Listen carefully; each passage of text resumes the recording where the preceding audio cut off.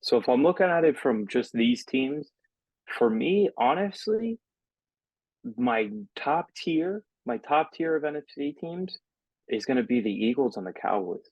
And the Eagles, they're coming off, 2 weeks where they've looked a little bit shaky. They suffer their first loss of the season, Monday night of last week against the Commanders, in which you could kind of excuse the turnovers in that one. And at some point they had to kind of lose a game, and you could look at it from the mindset, all right, it's better to get it out of the way. And Yeah. especially with the way their turnover differential was, they were kind of due for some regression in that aspect of football. But then they come out and they kind of start really slow against the Colts. The offense doesn't do anything for really three, 4 quarters.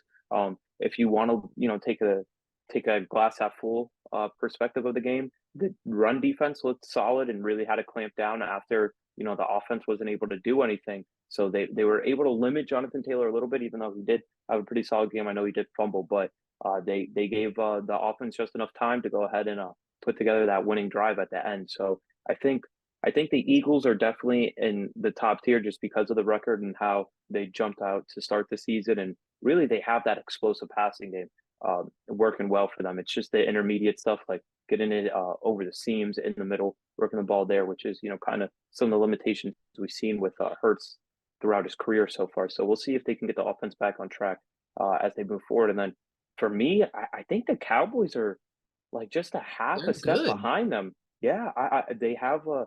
I honestly think they have a Super Bowl pass rush, and Yeah. that's really key to win the games, especially as you go down. Can you make the opposing team's quarterback uncomfortable in the pocket? And we saw from the first series of the Vikings game yesterday They that just they were don't. able to do that.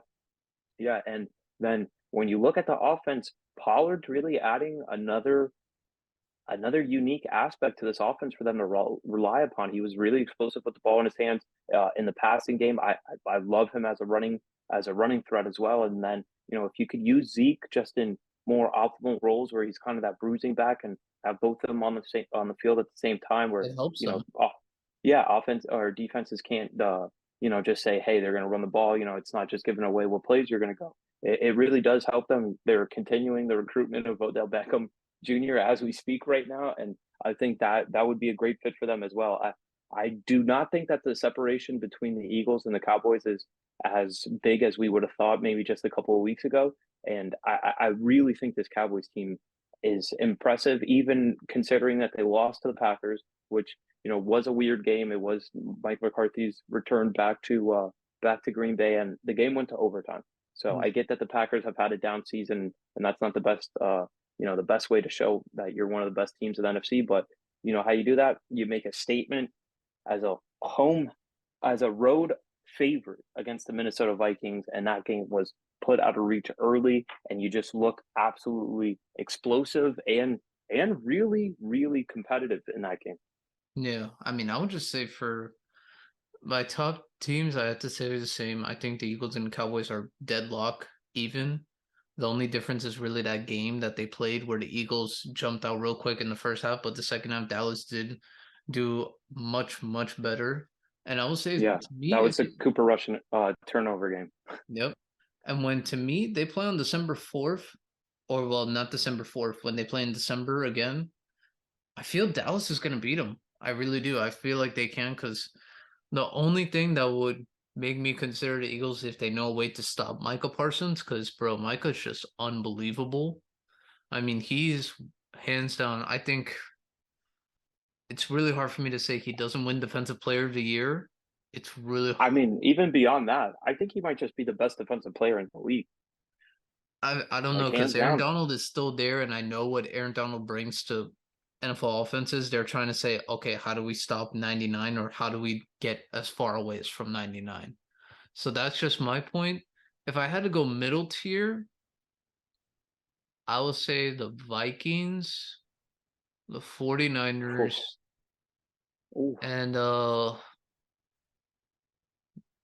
Seahawks, and then after that I would go Bucks, Giants, and then the Commanders. Ooh.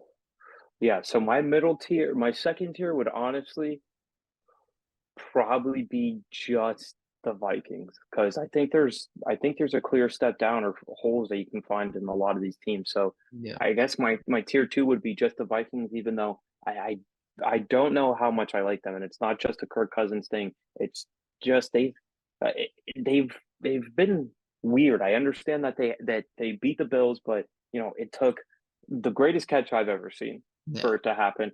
Two red zone interceptions by Josh Allen, and then I don't know if you saw this stat, but the Vikings were underdogs, right, this week. Yeah. It was the first time since 1976 that a team 8-1 or better that also started its quarterback number one was a home underdog. Dog. And then they lost 40-3 to the Cowboys. It Yeah. wasn't That like, point okay, differential that they had really got screwed because of that game.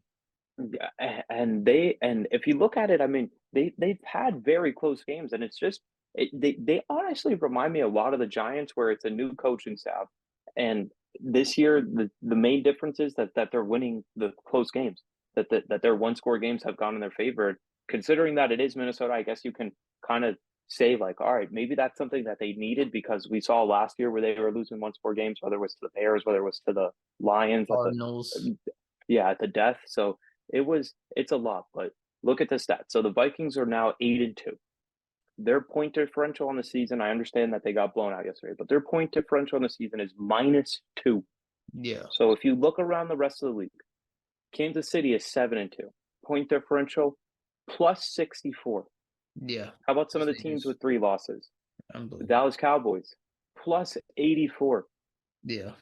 The Buffalo Bills +107. And then this is where again drawing to the parallel. The New York Giants at 7-3, +1. So the Vikings, even though that their record is 8-2 on the season, they are -2 in point differential. And then you compare it to the other teams that have similar records, and it seems like the Vikings may be the outlier. But I do. There's still it's always going to be this way with this team because they're still super talented on offense. Where you're like, come on, they have to figure it out with it, whether it's Dalvin, whether it's Jefferson. But But that I injury to Darisaw yesterday, once Dallas saw that, they just yeah, kept going after it. So and once you credit to I mean, Dallas because they did take advantage of it. and if you can get Kirk Cousins rattled, I mean, that's basically the game plan. If you can get him having a little bit of happy feet back there, then it changes the whole dynamic of that offense. Yeah. I mean, Yeah, so far, I would say I think I understand why you would put the Vikings there. The only reason I put the Seahawks because the Seahawks have shown a lot. Their defense is very much improved. Their offense, I say to me, if you get out a lead on them early and they have to play from behind, which you can take away the running game from them, I feel like they're probably about the same boat. But man, I want to talk a little bit about the bottom tiers. I put the Bucks, the Giants, and Washington Commanders all there just for the simple fact I do not like some of their games are entertaining, but also sometimes when I see on the field, it's just simply not good. Like the Bucks, I could well, go for a bunch of times where I'm just like, you guys just don't look good. The Giants for quarters, for like the majority of their games, first 3 quarters, they'll look okay. And then the fourth quarter, they're good. And then, and the Giants just got manhandled by the Lions this week. yeah. And then the Commanders, yeah, you won yesterday, but you beat the Texans.